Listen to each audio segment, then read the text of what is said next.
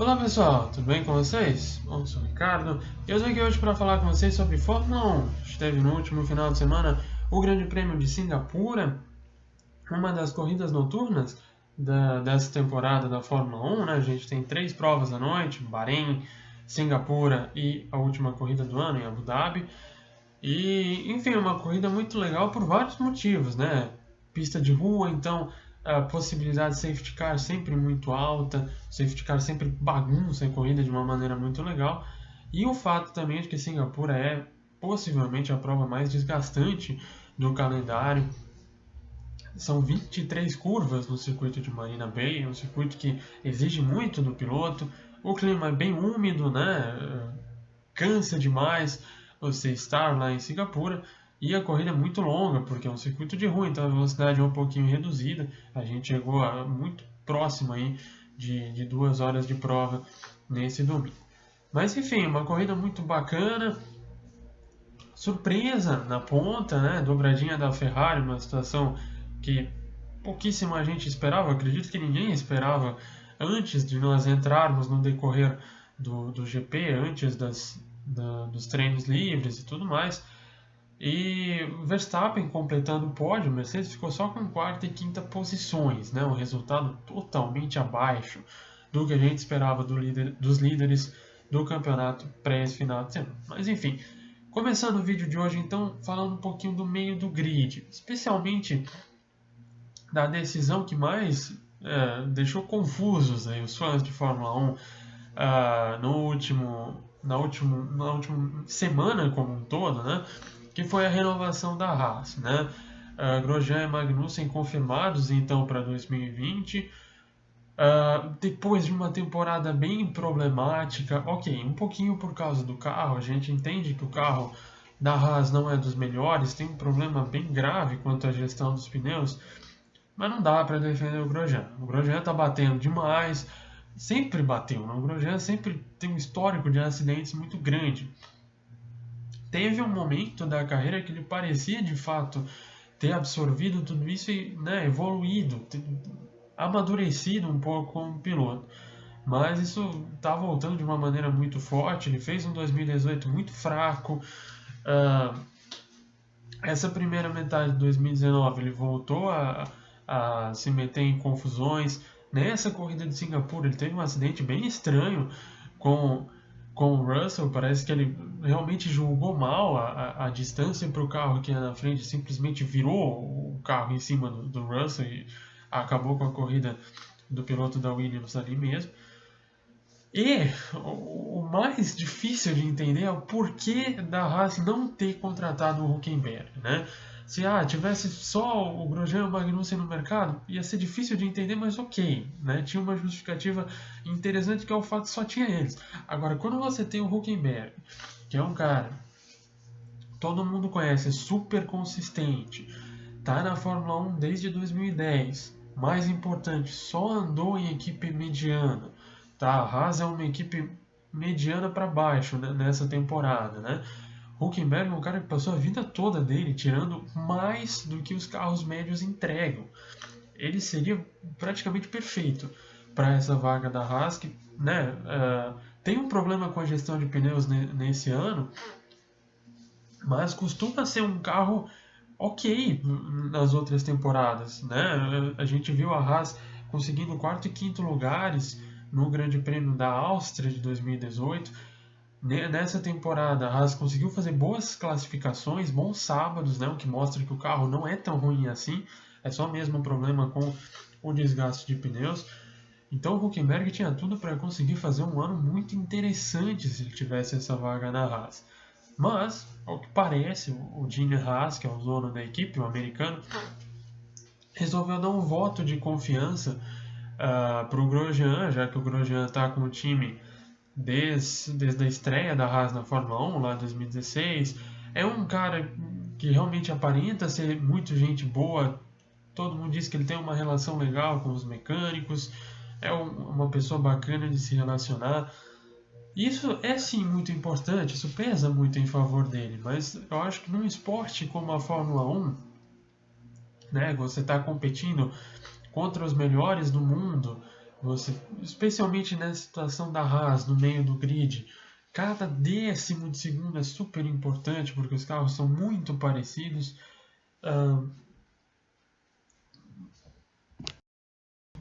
Então, no mundo tão competitivo como o da Fórmula 1 atual, né?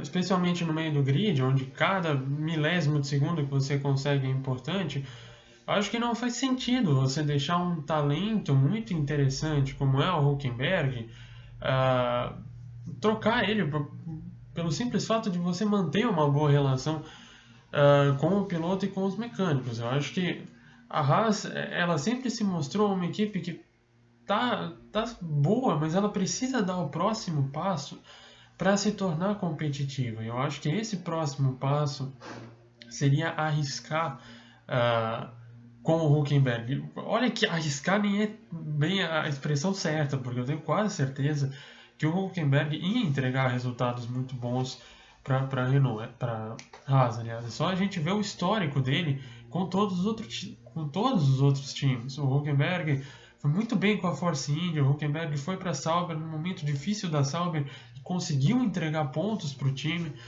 E o Huckenberg está fazendo uma temporada muito parecida com o do Ricciardo na Renault. Né? A gente pensa no Ricciardo, um cara que batia de igual para igual com o Verstappen até o ano passado.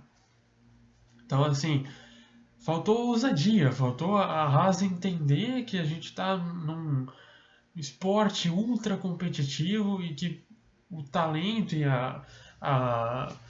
né, a habilidade do piloto vale muito mais do que o caráter dele, né? Independente da maneira como o Hülkenberg age. Eu não estou nem criticando e nem especulando que o Hülkenberg é mau caráter, só sim que ele tem possibilidades muito maiores e é realmente de fato muito melhor do que o Grosjean, entregaria resultados muito bons para o time americano. Infelizmente, uma bola fora aí da Haas, eu acho que vai atrapalhar muito o time para 2020, né? Mas, enfim, vamos esperar. É uma pena para o Hülkenberg. O Hülkenberg não tem contrato ainda para 2020 e a última chance dele é a Alfa Romeo, né? Tem uma vaga na Williams, a vaga muito provavelmente do Kubica. O Russell deve ficar lá por mais um ano. O Kubica já confirmou que vai embora.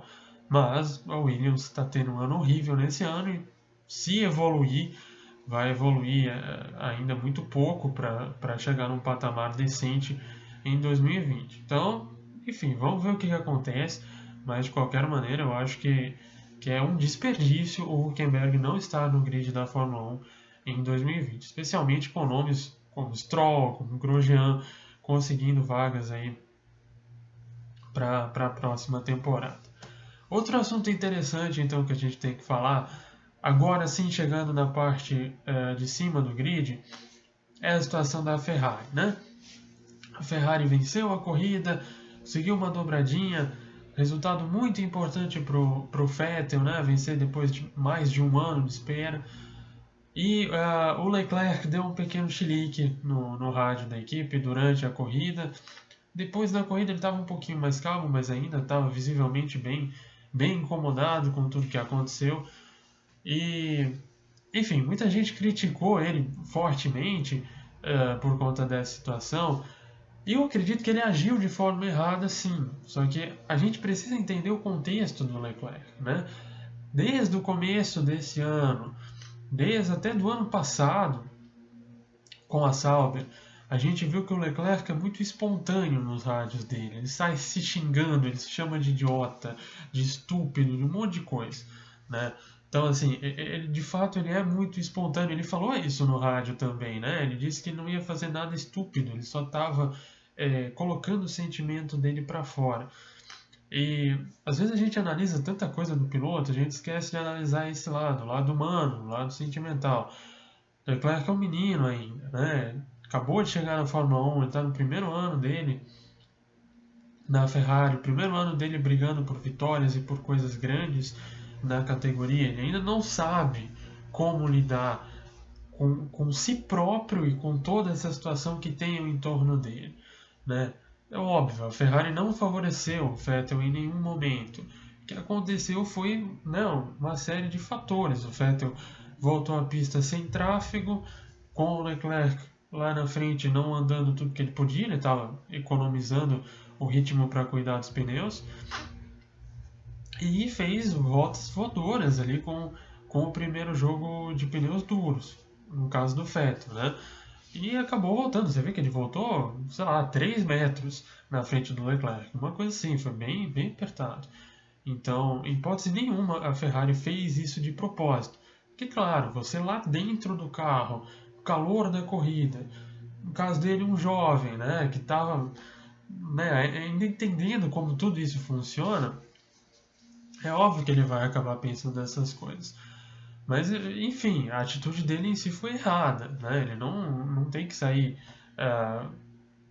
criando motivos para as pessoas imaginarem que ele está tendo uma rivalidade com o Vettel, né? Ele pediu potência máxima, né? Ele demonstrou de fato que ele estava a fim de lutar pela primeira posição, que ele estava inconformado com o fato de ter perdido o primeiro lugar na parada de boxe, mas acho que isso tudo se resolve com uma conversa. O Vettel é um cara muito experiente, o Vettel amadureceu demais na sua carreira. Se a gente lembra dele na época de Red Bull, né, ele companheiro do Weber, ele fez muita besteira nos seus primeiros anos de Red Bull, mas desde então ele vem numa crescente muito legal. As declarações dele em entrevista mostram isso. E eu acho que ele tem tudo para contornar essa situação muito tranquilamente com o Leclerc. Inclusive, ele pode ser um professor muito legal para o Leclerc nesse tipo de situação, né? Em fazer o piloto entender a situação da corrida, né? Mostrar para ele que nem sempre tudo está contra ele, sim, as coisas acabam acontecendo de maneira circunstancial.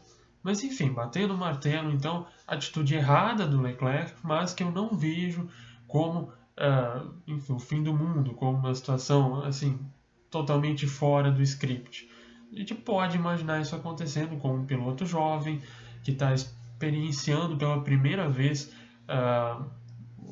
né, o fato de você estar andando na frente e lutando por vitórias. É algo que é natural de acontecer na Fórmula 1 e que muito provavelmente vai ser discutido, vai ser aprendido pelo Monegasco e não deve se repetir no futuro. Né? Enfim, sobre a Ferrari em si é isso. Agora a gente vai falar da relação da Ferrari com a Mercedes. Né? Nós tivemos então um resultado muito surpreendente. Exibição muito surpreendente então da Ferrari nesse GP. E agora, será que o time italiano finalmente conseguiu chegar no mesmo nível da Mercedes? Não sei, não dá para afirmar ainda com uma experiência de uma corrida apenas. A gente viu a Ferrari muito forte em Monza e em Spa, mas né, eram circuitos totalmente diferentes de Singapura. Singapura foi um lugar muito, entre aspas, amaldiçoado para a Mercedes no passado. Nos primeiros anos da era V6 híbrida, sempre aconteceram algumas coisas muito estranhas com a Mercedes lá e eles perderam algumas provas. Nas últimas temporadas isso acabou e a equipe tinha conseguido vitórias. Mas enfim, o mais seguro é a gente esperar realmente a próxima corrida em Sochi para ver como a Ferrari desempenha lá. Se a equipe conseguir brigar pela vitória de igual para igual de novo, eu acho que aí a gente já tem a resposta para isso, que a Ferrari realmente chegou na Mercedes e vai brigar por vitórias em todas as corridas até o final do campeonato. E eu acho que isso aconteceu de fato. Eu acho que não foi uma coincidência de fatores completamente aleatórios que colocaram a Ferrari na luta pela vitória nesse final de semana. Eu acho que sim, a gente tem Ferrari e Mercedes muito próximas, possivelmente no mesmo nível, e que vão brigar de igual para igual em todas as corridas até o final do ano. Minha opinião. A opinião mais conservadora, e que obviamente a gente precisa para ter certeza, é esperar a próxima corrida. Se a Ferrari for bem de novo em Sochi, eu acredito que aí já está realmente instituído isso. Isso vai fazer a Ferrari lutar pelo campeonato? Muito provavelmente não, né? Porque o Hamilton tem 95 pontos de vantagem para o Leclerc e a Mercedes sabe jogar o jogo. Sabe que a Mercedes sabe jogar o jogo. Então, assim, se a Mercedes precisar terminar todas as corridas em quinto, ela vai correr para terminar todas as corridas em quinto. Ela não vai fazer nenhuma situação absurda que vai jogar o Hamilton em sexto ou para o fim do grid no começo da prova. Né? Então, sem fatores externos, sem uma quebra, sem ninguém batendo no Hamilton, sem ele errando, né, sem ser pressionado de fato, eu acredito que o campeonato já está decidido, a vantagem do Hamilton é muito grande. Mas, com relação às provas, muito provavelmente sim, a gente vai ter uma briga muito, muito próxima daqui em diante. A Ferrari, né, foi muito bem num circuito que tem praticamente só curva, apesar de basear a sua maior força no primeiro setor, que era onde a gente tinha as maiores retas, né? Então ainda fica claro que a força maior da Ferrari é com relação ao seu motor, né, nos setores onde tem mais reta, nos circuitos, só que, né, o time não perdeu o rendimento nas curvas de baixa, que é o que vinha acontecendo. Então, fica aí o prognóstico que muito provavelmente daqui para frente Ferrari e Mercedes vão duelar, então, de igual para as últimas corridas. Beleza, galera? Bom, por hoje eu acredito que seja isso. A gente vai voltar então já na semana que vem com o Grande Prêmio da Rússia de Fórmula 1. A corrida acontece um pouquinho mais cedo, às 8 horas da manhã, por conta do fuso horário de Sochi. Beleza, galera? Abraço e até mais.